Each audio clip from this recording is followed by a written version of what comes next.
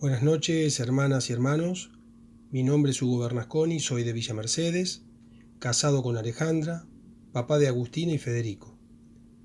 Hice el cursillo número 120 de hombres en el año 2017. Aquí estoy muy contento, ya que Dios me ha elegido en esta oportunidad para que esta noche pueda brindarle a ustedes este tema que he preparado, que nos va a permitir seguir reflexionando sobre en qué creemos, cuál es nuestra fe. Y además nos va a permitir también reflexionar sobre cuánto conozco sobre lo que tengo fe. En la última escuela pudimos ver que desde su origen, la Iglesia Apostólica quiso recoger lo esencial de su fe en resúmenes orgánicos y articulados. Esta síntesis de fe no ha sido hecha según opiniones humanas, sino que se ha tomado de toda la Escritura lo más importante, para dar en su integridad la única enseñanza de la fe. A esta se le llama profesión de fe y también se le llama credo, ya que la primera palabra en ella es creo. Se les denomina igualmente símbolos de la fe. Una pregunta que generalmente nos hacemos es: ¿qué significa el credo para el católico? Las verdades de nuestra religión, de nuestra fe católica, se encuentran en la oración del credo. El credo es lo que creemos los católicos. Si alguien de otra religión nos pregunta ¿qué es lo que creen ustedes los católicos?, podemos contestarle con todo lo que rezamos en el credo. Si nos fijamos bien en todo lo que creemos, nos vamos a dar cuenta de lo importante que es Dios y de cómo nos amó tanto que nos entregó a su Hijo Jesús para salvarnos. Se quedó con nosotros en la iglesia, nos perdona y nos promete volver a venir. El credo es una forma de profesar nuestra fe. Otra forma de profesar nuestra fe es haciendo la señal de la cruz, que es la señal del cristiano. ¿Qué expresamos cuando nos persignamos? Decimos que creemos en Dios, que es uno en tres personas distintas. Esto lo hacemos al decir en el nombre del Padre y del Hijo y del Espíritu Santo. Al trazar la señal de la cruz en nuestro cuerpo, expresamos que creemos en la encarnación, pasión, muerte y resurrección de nuestro Señor Jesucristo. Al rezar el credo, entramos en comunión con Dios Padre, Hijo y Espíritu Santo y con toda la Iglesia. En la escuela anterior también vimos cuál es la base de nuestra creencia y dijimos que la naturaleza humana no cambia. Hoy vivimos en lo que el vicario de Cristo ha llamado la cultura de la muerte, una cultura que mata niños antes de nacer y mata la niñez tras nacer, mata la inocencia y la fidelidad y familias. ¿Cuál es la respuesta a esta cultura de muerte? Fe. La fe católica es la respuesta. Cuando hablamos del credo, estamos manifestando nuestra fe. Fe en lo que yo creo como cristiano. Creo y fe van de la mano. Aquí es cuando manifiesto la diferencia de ese creo con conciencia, alimentado en la fe, o el creo automático de costumbre, vacío de fe. Creo en Dios. Esta primera afirmación de la profesión de fe es también la más fundamental. Todo el símbolo credo habla de Dios, y si habla también del hombre y del mundo, lo hace por relación a Dios. Las escrituras también comienzan aquí. En el principio creó Dios, dice el Génesis capítulo 1 versículo 1, puesto que toda realidad comienza aquí, y la fe católica y sus escrituras y sus credos, todos siguen la realidad y nos enseñan a vivir en la realidad. Esa es la esencia de la cordura, vivir en la realidad. Es también la base de la santidad, que es el fin último de la fe. El primer requisito y el más básico para vivir en la realidad es creer en Dios. La fe en Dios viene primero, puesto que Dios viene primero.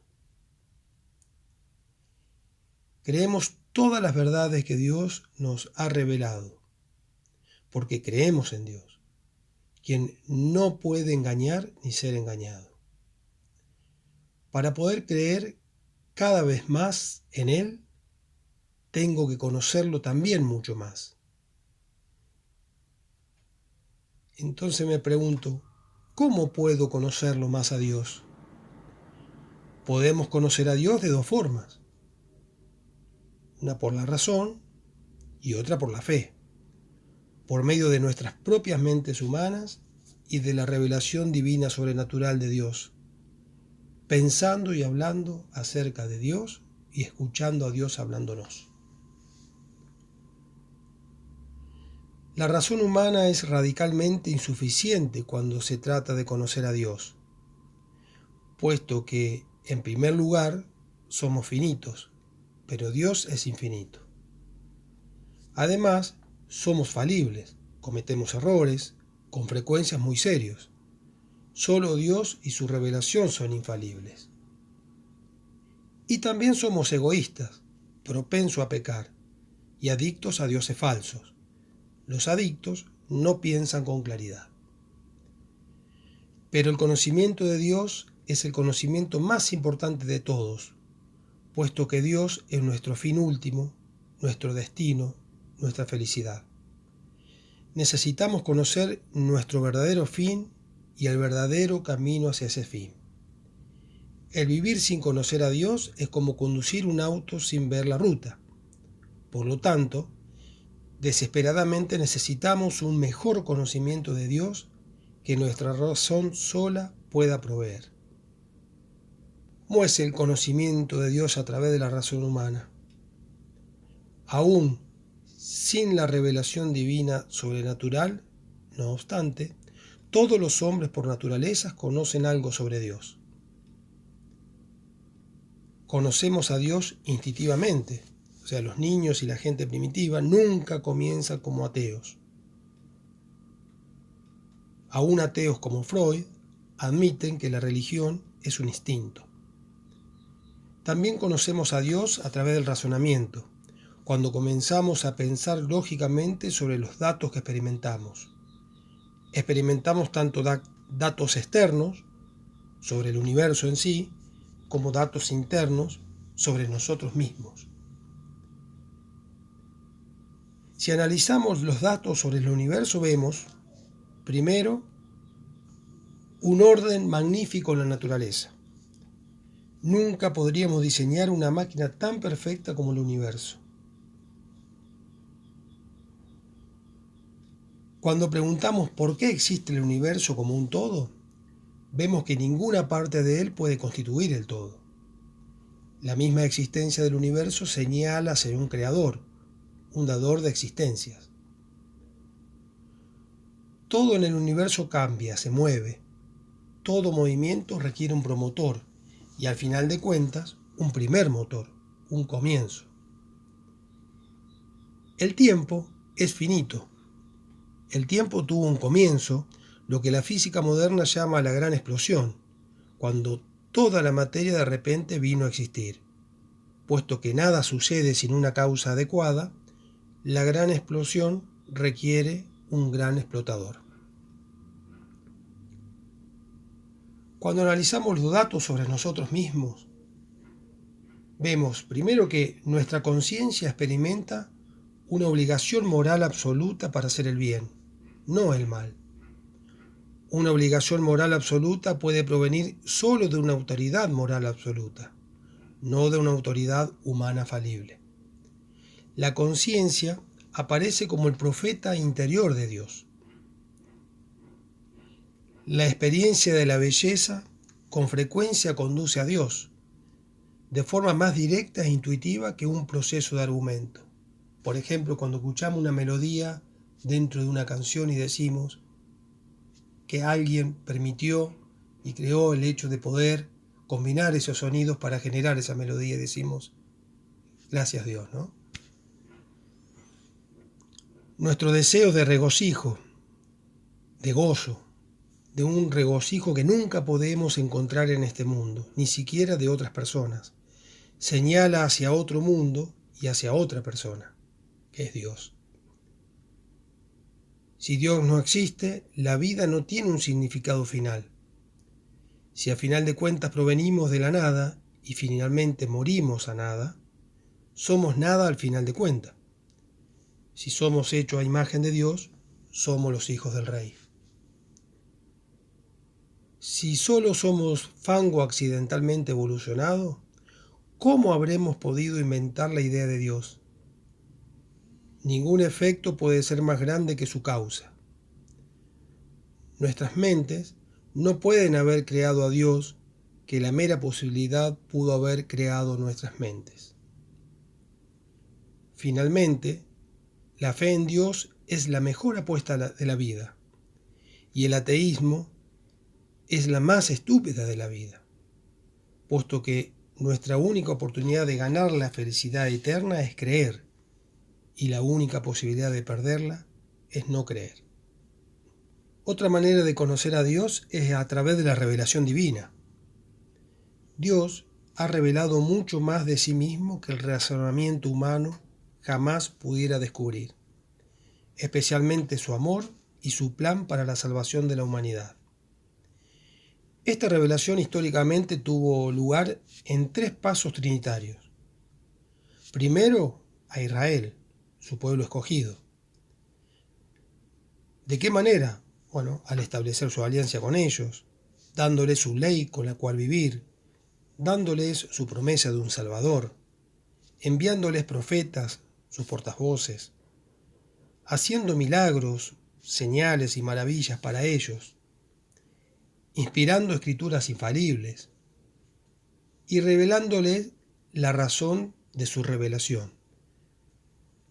Dios solo tenía una razón para revelársele y escogerlo entre todos los pueblos como pueblo suyo. Esa razón era su amor gratuito. Eso lo dice el Catecismo de la Iglesia Católica. Otra manera de el conocimiento de Dios a través de la revelación divina es a través de la encarnación. Como las Escrituras son la palabra de Dios en un libro, Cristo es la palabra de Dios en la carne. Él es la revelación completa y perfecta de Dios. Así lo dice Colosenses en el capítulo 1, versículos del 15 al 20. Cristo, el Hijo de Dios hecho hombre, es la palabra única, perfecta e insupelable del Padre. En Él lo dice todo. No habrá otra palabra más que esta. Tercero, cuando Cristo ascendió a los cielos. Otra revelación divina. Él dejó su Espíritu Santo y su cuerpo, la Iglesia, para continuar a su labor. El Catecismo nos dice que la Iglesia es el cuerpo místico e invisible de Cristo y el Espíritu Santo es su alma. Dios le dio a su Iglesia la autoridad de infalibilidad que es apropiada para ser el propio instrumento de Dios. Cualquier cosa menos que esto no hubiera sido digno del honor de Dios es inadecuado para las necesidades del hombre caído. La Iglesia, o sea, los apóstoles, escribieron el Nuevo Testamento. Ningún efecto puede ser más grande que su causa. Por consiguiente, la autoridad del Nuevo Testamento descansa sobre la autoridad de la Iglesia. ¿Cuán adecuadamente podemos conocer a Dios? Lo que se pueda conocer de Dios, aún por parte del teólogo más grande o el místico más grande, es infinitamente menos de lo que Dios es. Dios es trascendente, es decir, que Dios siempre es más que jamás podamos conocer o pensar o imaginar. Dios trasciende todo nuestro pensamiento como Él trasciende todo nuestro mundo. Él no es un concepto o sentimiento dentro de nosotros, no más que Él es alguna piedra o estrella fuera de nosotros. El pensamiento no puede comprender a Dios, pero el amor sí puede percibir a Dios. Nuestras mentes no lo pueden rodear y definirlo, pero nuestras voluntades pueden acercarse a Él y tocarlo. La meta final de la teología es conocer a Dios de esta forma, con el corazón y la voluntad, no solo con la mente. Conocerlo como una persona amada, no solo como un concepto conocido. Si conocemos a Dios así, nos arrodillaremos y lo adoraremos. Nuestros ojos más profundos están en nuestras rodillas.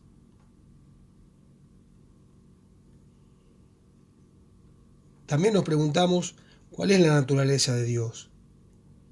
Dios es infinito, por consiguiente no puede ser definido. Pero esto no quiere decir que no tiene naturaleza. Él no es un lo que sea, un todo en general y nada en particular. Él tiene un carácter. Y nosotros podemos llegar a conocer este carácter. ¿De qué manera? Bueno, mejor a través de la fe que a través de la razón. Mejor confiando en su propia revelación de sí mismo que confiando en nuestra propia inteligencia. Mejor aún a través de la oración, a través de un contacto personal y real con Él, tanto privado como público, y tanto espontáneo como litúrgico. Y de la mejor forma que lo podemos conocer es amándolo, realizando su voluntad y obedeciendo sus mandamientos, especialmente amando uno al otro. Otro punto para conocer a Dios es la trascendencia e inmanencia de Dios. Dios es trascendente. Él no forma parte de nuestro universo, como los dioses paganos, que supuestamente vivían en el cielo o en la tierra. Tampoco forma parte de nuestras personalidades, como el Dios moderno de los humanistas, que es solo todo el bien en un hombre o todos los ideales propuestos por el espíritu humano. Dios es siempre más que toda su creación y más que todo lo que las mentes creadas puedan concebir. Trascendente significa más, no significa ausente. Dios es inmanente, o sea, presente, así como trascendente. De hecho, es omnipresente. Dios es cima de lo más alto que hay en mí y está en lo más hondo de mi intimidad, dice el catecismo. ¿Cuál es el nombre de Dios? Dios tiene un nombre, no es una fuerza anónima. El nombre le ha dado numerosos nombres a Dios. Pero en una ocasión Dios le dijo al hombre su propio nombre verdadero. Más allá de todos los nombres ideados por el hombre, se encuentra el nombre revelado divinamente que se lo dio a Moisés, y a través de Moisés a Israel, y a través de Israel al mundo. Ese nombre es Yo Soy. Puesto que Yo es el nombre absolutamente singular, propio solo del que habla, Jesús fue atacado y eventualmente ejecutado por pronunciarlo, por alegar que llevaba ese nombre, o sea, por afirmar ser Dios. El nombre significa la realidad de Dios, yo soy.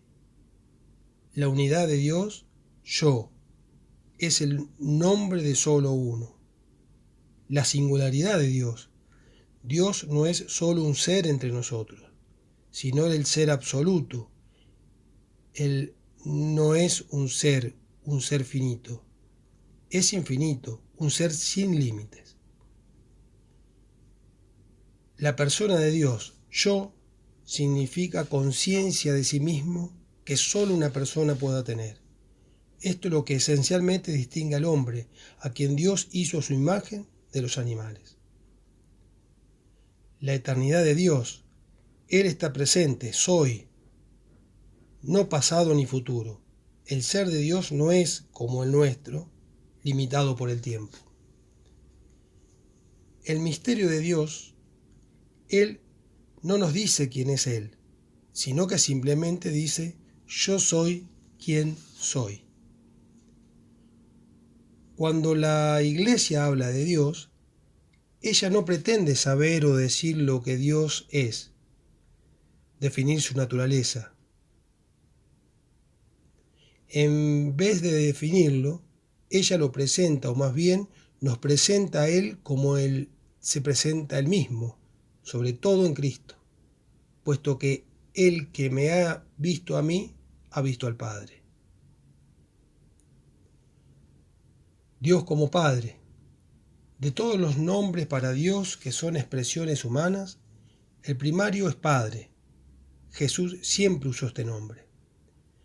Al designar a Dios con el nombre de Padre, el lenguaje de la fe indica principalmente dos aspectos: que Dios es origen primero de todo y autoridad trascendente, y que es al mismo tiempo bondad y solicitud amorosa para todos sus hijos. El nombre Dios se puede usar ya sea para el Padre, la primera persona, o para el ser divino o sustancia, que se expresa cabalmente en todas las tres personas de la Trinidad. Así Jesús es tanto el Hijo de Dios y Dios. Él se refirió a su Padre como Dios y aceptó que Tomás le rindiera culto a Él como Señor mío y Dios mío, como nos dice Juan en el capítulo 20, versículos 28-29. También podemos conocer a Dios mediante la razón de la doctrina de la Trinidad.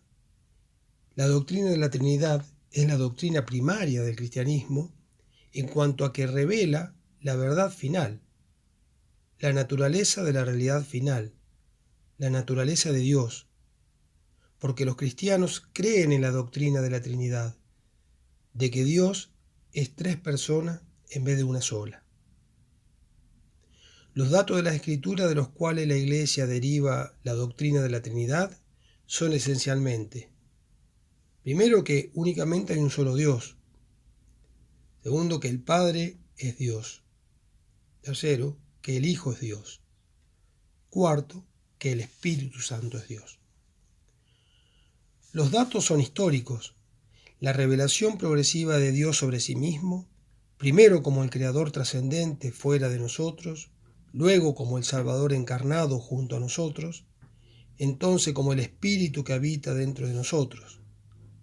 La razón de esta progresión, primero Padre, luego Hijo y entonces Espíritu, se encuentra en el mismo ser de Dios, quien es amor, y en el propósito y motivo de la autorrevelación de Dios al hombre, que es amor. La razón por la que Dios es una Trinidad se debe a que Dios es amor. El amor requiere un par, de hecho un trío: el que ama, a quien se ama, y el acto o relación de amor entre ellos. Puesto que Dios es una Trinidad, Dios es amor. Porque Dios es amor, el amor es el valor supremo. Porque el amor es el valor supremo, es el significado de nuestras vidas, puesto que somos creados a imágenes de Dios.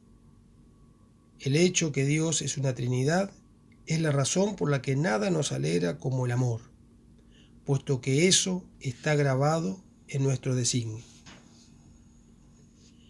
La doctrina de la Trinidad también nos deja conocer la naturaleza del amor. El Papa Juan Pablo II dice: Dios, en su más profundo misterio, no es un recluso sino una familia, puesto que tiene dentro de sí la paternidad, hijos y la esencia de la familia, que es el amor. La doctrina de la Trinidad significa que la familia no es un simple hecho humano sociológico o biológico, sino que asciende hasta llegar a la naturaleza de Dios. También podemos conocer a Dios mediante la Trinidad y la razón humana. La doctrina de la Trinidad sobrepasa la razón humana, pero no contradice la razón humana. La razón humana nunca puede haber descubierto esta verdad por sí misma, sin la revelación divina, y la razón humana nunca la puede comprender completamente, y la razón humana no puede probarla. Las dos doctrinas más características del cristianismo, las dos cosas que todos los cristianos ortodoxos creen y nadie más, son la Trinidad y la Encarnación. La Encarnación significa que una de las tres personas divinas, el Hijo, se hizo hombre, mientras sigue siendo Dios, que Jesús es tanto humano como divino. Así, la Encarnación y la Trinidad encajan una en la otra. Dios es la realidad final. ¿Cuáles son los errores fundamentales respecto a la realidad final? ¿Cuáles son las alternativas al verdadero Dios? Primero, uno podría ser agnóstico y alegar conocer nada o no creer nada sobre Dios. El problema esencial con ser un agnóstico es la muerte. El cristianismo es la propuesta de matrimonio de Dios al alma. Los ateos, ante ese matrimonio, responden no. Los cristianos responden sí. Y los agnósticos responden no sé. Pero a la hora de la muerte, el no sé se convierte en no. Segundo, uno podría ser un ateo y creer en ningún Dios. Menos de 1% de todos los hombres que jamás hayan vivido han sido ateos. Para ser ateo, uno tiene que ser elitista y creer que no hay nada sino una fantasía y una ilusión en el centro de la vida de 99% de todos los hombres y mujeres de la historia. Tercero, uno podría ser politeísta y creer en muchos dioses, como la mayoría de los paganos antiguos. Muy poca gente en la actualidad es politeísta. Cuarto, uno podría ser panteísta, creer que Dios es todo y cada cosa es Dios, o una parte de Dios, o un aspecto de Dios. Panteísmo es el error opuesto al ateísmo, mientras que el ateísmo niega cualquier Dios separado de universo, y el panteísmo niega cualquier universo separado de Dios. El ateísmo niega al creador y el panteísmo niega la creación. La mayoría de las formas de hinduismo y de religiones de nueva era son panteístas. En quinto lugar, uno podría ser deísta. Deísmo es otro error que es lo opuesto del panteísmo. Deísmo niega la inmanencia, o sea, la presencia de Dios, mientras que el panteísmo niega la trascendencia de Dios. El deísmo surgió en el siglo XVIII como un intento de mantener un Dios para crear el universo, pero para negarle cualquier papel activo en él, especialmente los milagros, que los deístas erróneamente pensaron que eran refutados por la ciencia moderna. Sexto, uno podría ser teísta. Judíos, cristianos y musulmanes son teístas. Los teístas creen en un Dios que es tanto inmanente, omnipresente y trascendente, el creador del universo y del hombre. Los judíos y musulmanes son teístas unitarios, creen que este Dios único es solo una persona.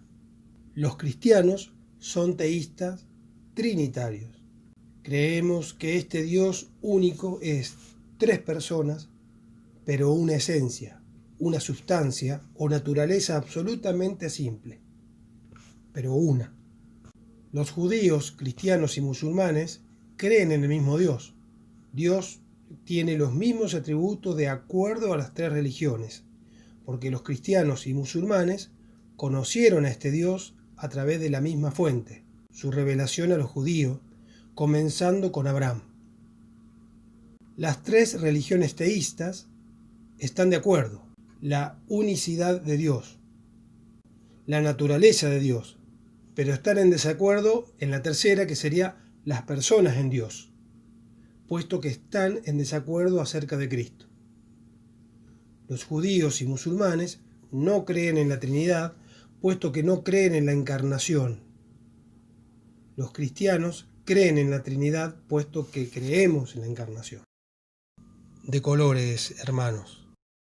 En función de lo expuesto en el tema, creo que hay dos puntos centrales para poder reflexionar como cristiano.